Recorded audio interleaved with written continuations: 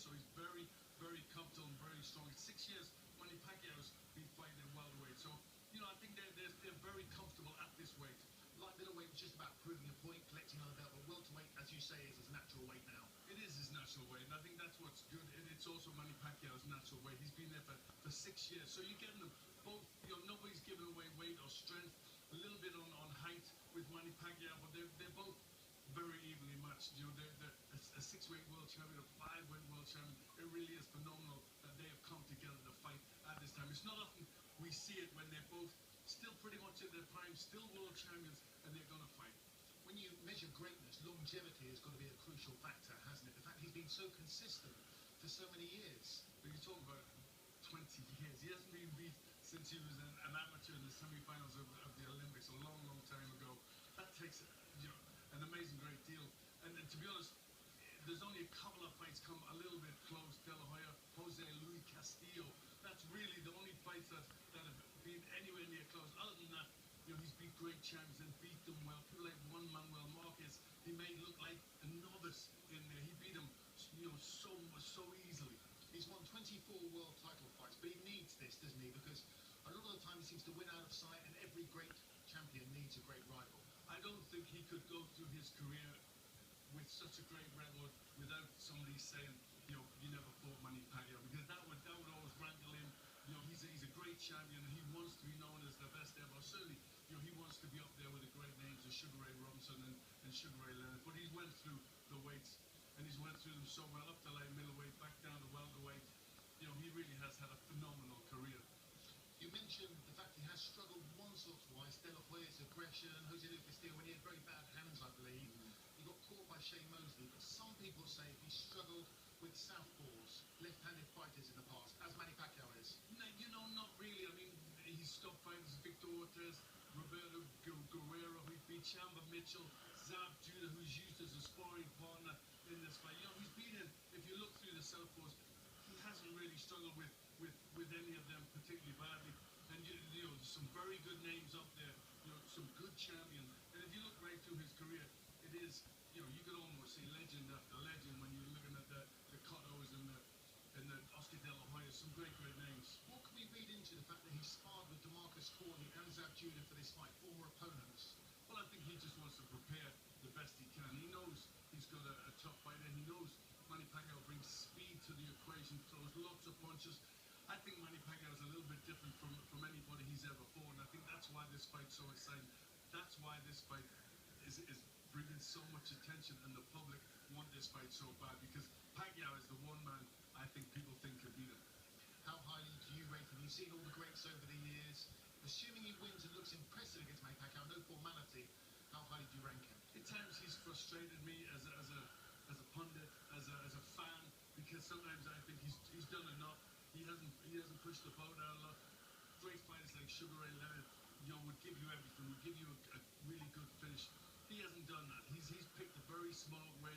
You've got to admire him for that. He hasn't never been hurt, never really been caught or anything bad like that. So he's went through his career with a great boxing mind. But in this fight, I think he's really going to have to fight. He is 38 years of age, so everyone slows up in the end. He's made a career out of these ghost-like reflexes and this boxing radar he's got where he can just see punches coming and anticipate them. Everyone slows down in the end there. Well, you've got to just look at one man, Roy Jones. There was a time when you just thought he was untouchable, that nobody would ever get near him. He was so good. And then it all just came apart, and he was younger than Mayweather. So you can just get old overnight in this game. He's been in a lot of big fights. Could it take his toll? Could this be the one? That's what makes this fight so special. He's also mentioned retirement this week. Talked about having one more fight after this.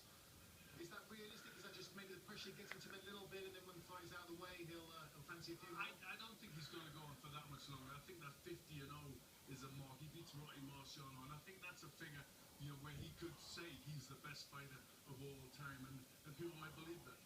Back to you, Adam. Yeah, fascinating thoughts there from Glenn, especially about Roy Jones and Antonio Tarver. I think he was talking about Roy Jones here, commentating for the Americans tonight, and Carl here got some special time after the weigh-in with the money man. Check this out.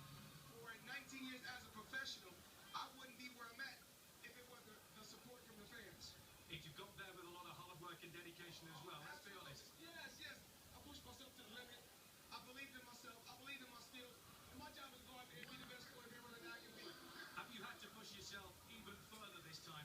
fight, everybody that we talk to says that, yeah, Floyd is putting in a little bit more work than usual this time around. Well, I tried. I worked hard. So I feel good. So we can see how everything plays out tomorrow. But at the same time, is that an idea of just how seriously you are taking Manny Pacquiao? I take every fighter serious. That's why I'm 47-0. And I'm not overlooking this guy. I'm gonna take my time and go out there and be smart. You know, this guy right here is a hell of a champion himself. You know, one of the guys of our era. You know, but you know, I only got one more fight left after this fight. 19 years. I had a great career. Carl, do you want to ask Floyd Mayweather a question? I wanted to ask you, Floyd, if you don't mind. In my last fight, before I knocked out George Groves at Wembley Stadium in front of 80,000 fans, I worked a lot on power. So I did a lot of swimming, and I chopped down a few trees myself. And then I held my feet, and then I knocked him out. I'm not known as a one-punch knockout, man. Have you been doing that yourself a little bit? Yes, I've been Working on power. I've just been swimming this camp. You know, earlier on in my career, I had a lot more knockouts to where, you know, later on in my career, my hands had a lot of wear and tear. You know, after 30 years of fighting, of course, your hands and your body want to have a lot of wear and tear. So my hands took a lot of wear and tear later on in my career. And fighters, when I would beat them, they would go into survival mode just to survive. We've been swimming. We've been also working on chopping trees. So hopefully everything plays out like it should. I just want to know if you're looking at the knockout or not. You're probably not. Oh, yes, absolutely, yes. You asked him a question. How's it about you, Johnny? Did you know that I boxed at Wembley Stadium? I think you might be thinking so already. You've taken a bit of a hit online for that, haven't you? But it's always a little bit of fun. You know what? Tongue in cheek, a little bit of fun. But no, it was great to meet Floyd Mayweather. It's fantastic to stand here talking to a guy that I've got so much admiration and respect for. Someone who's achieved so much. Bernard Hopkins actually raided one of my interviews in the media room yesterday, and it was great to see him.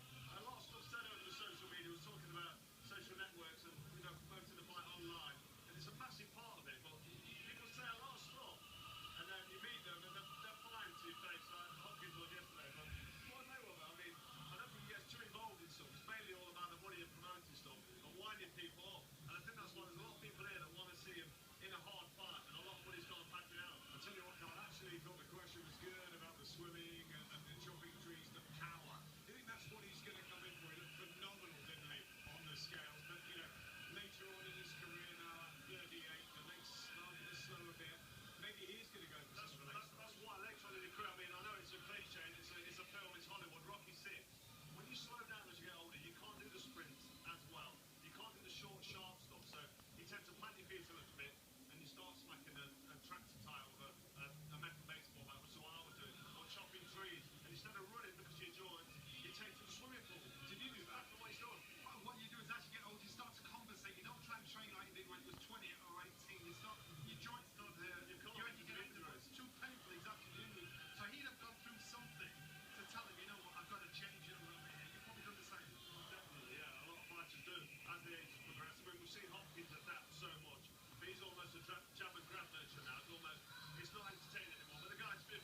Floyd Mayweather's 38. I think he's 5 or 6 months older than me. I'm 38 in July. So, you know, he's definitely at his best day physically, but he's still doing it. He's still got what it takes to perform tonight. PACQUIAO 36, a few stories online. Again, online we talk about the cramping of the legs with PACQUIAO, but his legs on the scales last night looked very strong. Looked massive. He reminded me of Naz. Naz in his heyday, his legs were like a heavyweight. That's where the power came He was from. built like a toddler, right? Yeah, Wasn't he? With a big power. Wash upstairs, pack downstairs. This kid, and I think PACQUIAO is exactly the same. The power's there in the legs. He looked slim up top. So when he got on the stage, before he took his t-shirt off, I thought, wow, he looks really in the way. But then you can figure out what he's going for. He's going for speed and explosive power. That's how he's going to look. Yeah, easy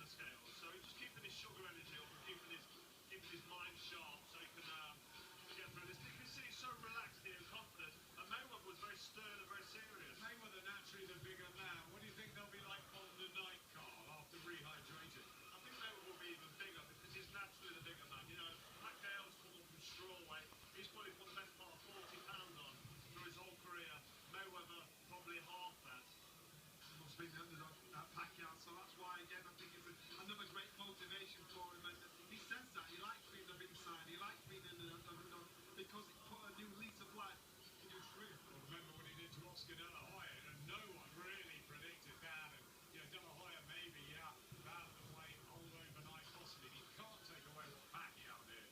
No, you're right. It was past his best. I mean, Oscar De La Hoya gave Floyd Mayweather really tough nights, would it? I mean, Mayweather pulled away late in the fight as Oscar De La Hoya slowed down. And Pacquiao actually put a real whooping up him and pacing him. I mean, it was past his best, but no, he fights bigger men and he makes massive bigger men, and he's done it time and time again. So anything can happen. It really can. He's the smaller man. He's got faster hands, but he's got a big legs, so he can punch still. And Mayweather slowing down. It's almost like the smart money's on Mayweather, but anything can happen. The shot money's on Pacquiao. Pacquiao. That's why it's so exciting.